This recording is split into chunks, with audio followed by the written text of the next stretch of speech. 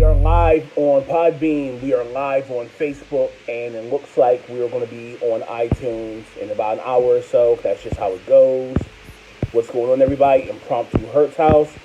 Um, you know why we're here. Let's just call it what it is. You know why we're here.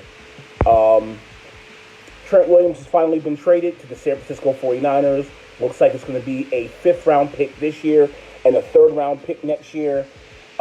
It is natural instinct for people to say, oh, this got botched, this got torn up from the very beginning. But let me be honest with you. I could not be happier about this trade. He's gone. We're getting 2 picks. We didn't get what we could have gotten. And we are here to speculate as to why we didn't get it. I see my man Rock and Rod, 49ers Faithful, is on. Yo, you got a great player, man. You got a great player. He's going to love that Cali weed. Yeah, that's where we at right now. I got nothing but respect for Trent Williams and everything that he's done. Redskins. I'm about to be joined by CP3 of Sports. For those of you who are listening on iTunes, you're not going to be able to hear it as much. But just know the CP3 Sports on the Hill podcast is right here. We're live on Facebook. We're live on Podbean. We're going to be on iTunes. CP3, man, what's going on, baby? What's going on, Big Hurt? You know, we've been talking about this trade for a while, him getting up out of here and getting equivalent value for what he's worth. And a 5th this year and a 3rd next year. In a talent-heavy draft year, you know, I feel like they got something worthwhile that they can, you know, add to the team. And already I'm seeing on social media, Redskins fans, some of them losing their mind talking about we could have got 2 first-round picks for him last year. Can you please okay, put it out there that was BS? The first-round pick was never on the table. All of that, Cleveland was going to offer a first-round pick last year. That was never on the table. It was never on the table. Mostly because Bruce was like, yo, not interested. Hang up the phone. If that's the scenario, you can then come back later on and say, well, I was going to offer you a first. But the proof was in the pudding, because if he was worth the first last year, he was worth a first or a second this year. And Cleveland didn't want to give up a first or a second this year. So that means that shit last year was bogus. It's over. It's done. It was never a first. On top of which, Trent Williams' own agent went on 106.7 The Scam, and he said verbatim, well, you know, teams have been offering, you know, they asked him straight up, hey, have they offered you at least a second? And he goes, well, it would have been a perfect time for him to say they could have had a first last year. He didn't say it. He couldn't say it because it wasn't true. There was never a first-round pick on the table. Now, was there a first-round pick on the table this year? I can't say that there wasn't. I can't say that Minnesota didn't offer a late first-round pick this year. But what I can say is that Trent Williams did not want to go to Minnesota. I also heard there was one other team that hasn't been talked about yet. I heard there was one other team that he did not want to go to. And that lowers his value. The second you say no to something, you can't then get back on the phone with Cleveland and say, well, Minnesota's offering me a first. You got to offer me something close, a second today, a second next year, or a second in the 4th, and then something else. You can't do that when you already know that he's not going to go. Trent and his agent have been sabotaging this trade from day one. They wanted to go where they wanted to go. Now, Trent Williams followed Baker Mayfield on Twitter for nothing. It's crazy how the spin and how folks don't see it. You broke it down when his agent called in a couple of weeks ago, and they put him on the spot. They weren't offering fair compensation for Trent Williams, even though they put all of this other spin out there in the media that folks tend to swallow and whole. I'm not going to name no names because me and that person has a good rapport. I'm not going to put them out there, but you can't swallow everything that DC sports media put out there. This is why we do what we do. Hurt has more inside sources than anybody I know. If anything that I put out there, 9 times out of 10, I done got it from Hurt or other reliable sources that we can count on.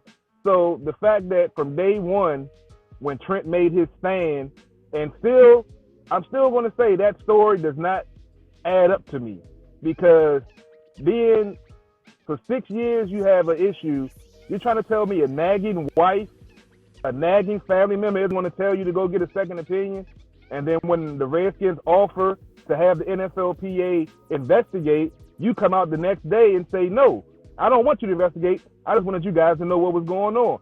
It didn't smell right off the break. If you wanted to get out of town, be a man, say I want to get traded, and let it go at that. They didn't change the whole medical staff, new regime, new GM coming in, gave that man any and everything he asked for, and he still wanted to go. So to me, it had nothing to do with the health scare. That was just him to get sentimental heartstrings and to get, the fans on his side to try to force the trade. And then with the new CBA, where he doesn't get any more, there is no more holding out for a contract player, he had no leverage.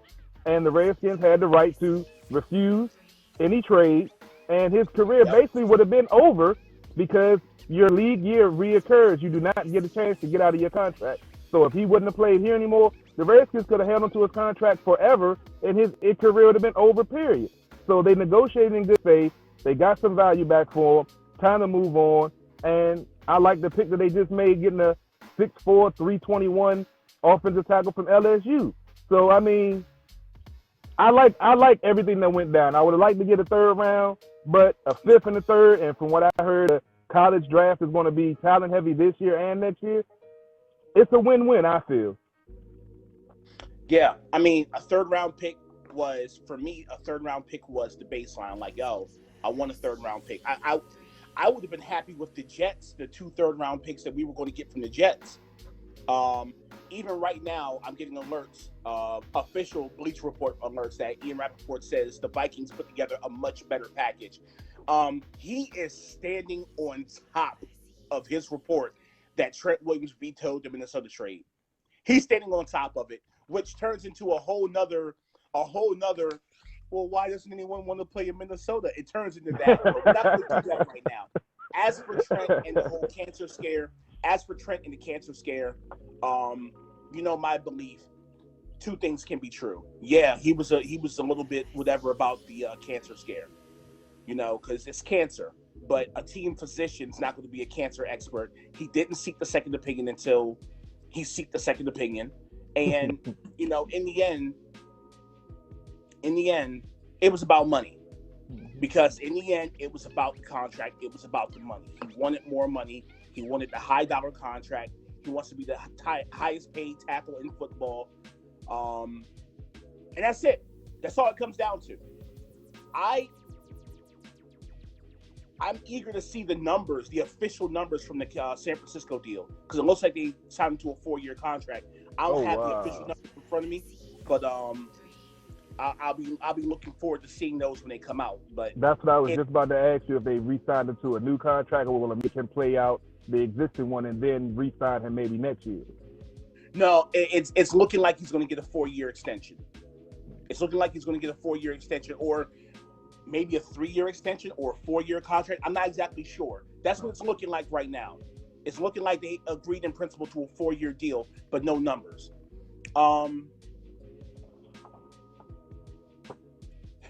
Already on the thread, people are saying there are famous ex-Redskins that he didn't want to play with there. I don't want to do that, bro. I don't want to do the. Look. We don't need that. We don't. We already saw Diggs leave the second that a guy got his extension. A guy got a 2-year extension, and then 15 minutes later, Diggs goes, "Yo, I got to get out of here." But it wasn't about the guy who got the extension, right? So I don't know. All I can say about that situation is he played the situation perfectly from when he was here, and then getting the guaranteed deal out of Minnesota. And then, I mean, what gets me is you don't make the NFC Championship game 2 years in a row with the quarterback the Redskins signed, but then they give you another extension because you're a stat pattern. And I'm not going to say it's I know where your position is with, it's not just about the greenbacks that's going on in this league right now, but I can honestly say that dude does. I don't know, man. If Trent didn't want to go to Minnesota, there was a valid reason, and I'm not going to say it's because of that, but it does 1+1 does equal 2. Man, 1+1 equals 2 like a mug on here, man. That's all it is to it, dude. That's all it is to it. I'm getting phone. I should have taken that phone call that just came through. Let me tell you what. I should have taken that phone call, but I already know what it's about. So I gotta go delete it because I don't want my phone to get hacked again. Yeah, that's crazy. I heard about that, man. That's wild. He said it's the second time it's happened, huh, man? It's the third time it's happened. Wow. It's the third time it's happened, and I don't want to talk about that on camera on the air, but yeah, man. I'll talk to you later about I'm doing something right. Yeah, I talked to you about some added security you can add on your phone to prevent that from happening. Yeah, we'll talk about that off the air. Definitely. The Redskins drafted a dude. I haven't even been looking at who the Redskins drafted, but I'm told they drafted. What I'm told is we drafted a guard. People are saying tackle, but I'm told this is a Brandon Sheriff situation. We drafted a guard, not a tackle. Even if we drafted him as a tackle, he's going to end up playing guard. That's fine. It's also a position of need, along with left tackle, but more so guard. People don't understand that we need that. So, what would you? In Minnesota, we've given him an extension. Brooks, yeah, we know Minnesota would have given him no extension with the 49ers. Oh, so you're telling me he would rather go to the 49ers for a 1-year stopgap deal than to the Vikings for an extension? Well, they did make the Super Bowl. He didn't want to go there for some reason. Well, they did make the Super Bowl. Maybe he could think that he could be that piece to help them get there again. Yeah, he wants his green jacket. In the end, he wants his green jacket. Let me tell you something. One of the excuses that was made for Diggs was Diggs didn't want to be there because it was a run-first scheme. Let me tell you what Trent Williams rather be doing, running the ball first. Offensive tackles, anybody who's played the position, and I'm a guy who played every position on the offensive line except center, and that includes tight end and fullback. You want to be going forward, not backwards. If you can pass protect, you can be great at it, and it can make you look great. But what you want to do is grab a defender and push him down, pancake him, push his helmet to the ground, and then look to the next level for a linebacker or even a cornerback if a cornerback is coming your way. That's the best. That's offensive lineman talk. So the whole Diggs didn't want to stay in Minnesota because it was a run-first scheme. That doesn't work for Trent Williams. It doesn't work for Trent. He didn't want to go to Minnesota, and we all know why he didn't want to go to Minnesota. Now, San Francisco's a good look. It's a good look. I always heard that they were in. I actually hinted on my last post. I was like, there's still a sleeper team out west. There was actually 2 teams out west he could have gone to. I don't think I'm at liberty to say the other one. But I always heard that San Francisco was a dark horse. Yeah, Kyle, you know, Kyle and Trent had a good rapport, so it only makes sense to go out there. But I want to go back to the comment about Brandon Sheriff, because I saw a report that said that they were negotiating a long-term deal because he wants to be a lifelong Redskin. And I looked at the logistics of the draft pick, and it had, like you said, it had a listed as tackle, 6'4", 321, but if he's more of a guard. So what's going on with the Sheriff situation? Because from the last thing I read, they were working on a long-term deal extension because he wanted to remain a Redskin for his career. Have you heard something else or something going on that I might have missed? Brandon Sheriff situation, they're definitely trying to get him signed to a long-term deal. And I think you're going to see that in the middle of the season. In the middle of the season, I think you'll see him signed to an extension that'll make him one of the highest paid tackles in the league. One of the highest paid guards in the league, if not the highest paid guard in the league. Jesus Christ, shit is blowing up. Excuse me. So with that being said, what about Wes Martin? I thought that he was a top prospect that could also possibly take over the left guard spot with Eric Flowers' departure. Uh-oh. You know, Wes Martin has been a project for a couple of years, and it has been my experience that when a tackle is a project for a couple of years, it's going to be it's going to be good competition between Wes Martin and the guy they just brought in, even though the guy they just brought in, and again, keep in mind, folks, I don't watch college sports. I don't believe in slavery, so I don't watch college sports. I get all my information from people who know better than me, and the people that I trust have been telling me that this guy is going to end up being a guard, not a tackle. They said the exact same thing about Brandon Sheriff. They said the exact same thing. They said, yo, they're drafting him as a tackle, but he's going to be a guard. He's going to be a great guard. It was something that Jay Gruden was always annoyed by. Jay Gruden was always annoyed by the Brandon Sheriff pick because he was like, we drafted a guard. I'm like, you're the worst coach in NFL history, dude. Get out of here. Pretty much.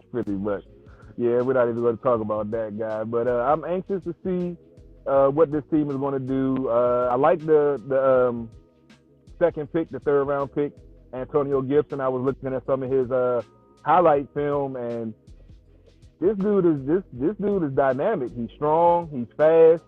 He's durable. He has good hands. He's has good balance. I didn't, like I said, I don't watch college either, but to see a guy like this and to have Ron Rivera say that he kind of fits the Christian McCaffrey mold.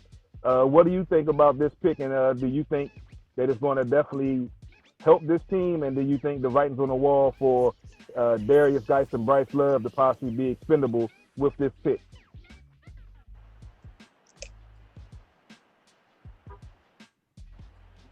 They're supposed to like Bryce Love. They're supposed to like Darius Geis. But one of them's definitely going to have to go because our wide receiver core is pretty shored up. And this guy is definitely Rivera's Christian McCaffrey. That's what it looks like. You don't draft a guy that high. And I'll tell you what, man, the Redskins have not been hitting on these running backs. I'm sick of seeing a running back. Drafted by the Redskins every year. God, every year, a high pick is a running back, and we get to use them or don't get to use them. Just remember, folks, people want us to draft Darius Geis with the first pick 2 years ago. They wanted us to draft him with the first pick, and there was a guy whose name I'm not going to say who said, "Hey, we can get him in the second," and no one believed him, and we got him in the second. Let's just start there. But yeah, Christian McCaffrey, that's all I gotta say. Somebody who can line up as a receiver, line up as a running back. I like those type of offensive positions where you can put them anywhere on the offense and they're marginally good. They can create a mismatch. One thing we didn't do in the last offense we had was create mismatches. We had a coach who was just like, I'm going to call the play, and it's the greatest play that was ever called. Period. That was the way Jay Gruden moved. Well, I'm gonna call the play. If you do your job, we'll do great. As opposed to saying, yo, there's a third string cornerback out there, let's attack him. Or let's create this matchup. There was never an issue. This is a guy who had tight ends catching screens and running backs and receivers blocking for the tight end. Like, what are we doing? Looking forward to Rivera. I'm looking forward to Rivera bringing matchups to our offense. Actual strategy, actual setting plays up, actually. And that's the thing that folks didn't realize about Jay. Jay had no coaching acclimate to setting up his plays. He would just go out there and just run plays. There are ways you set up your game plan, and that's why I feel more comfortable with this team, with the talent that they have, that you actually have a coach that knows how to strategize, that knows how to develop talent, that's been there with a 2-14 team and took them to, the Super Bowl, even though they didn't win. But he knows how to develop talent, knows how to build a team. And that's the crucial thing. You have good coaches that can take over a team and right the ship and take them to the promised land. And you have coaches that can build a team and take that team to the next level. And I think that's what Ron Rivera is going to do for this team. Joe Staley just retired.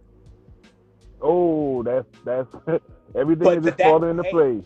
But that's been rumored for a while now. It's been rumored for a while that he may retire. So they wanted to wait. Problems, but he just retired. So if Trent's not getting an extension, it might be because they still have to pay Joe Staley. He's retiring. they may still have to pay him. I'm not exactly sure how that situation in particular works. Mm-hmm. It's different with every team and every contract, but they may be waiting for his money to be off the books before they sign Trent to an extension, if they're going to sign Trent to an extension. They may want to do what the Redskins want to do, which was, like, let's see how you do first. Let's see how you've been off for a year. Let's see what it comes down to. But the long story short, Trent Williams is off the books. He's gone. We're getting 2 picks. Mazel to him, man. I hope they do well. Yeah. I hope they do well. Like I said, I've never had any ill will toward Trent. Trent was a great player.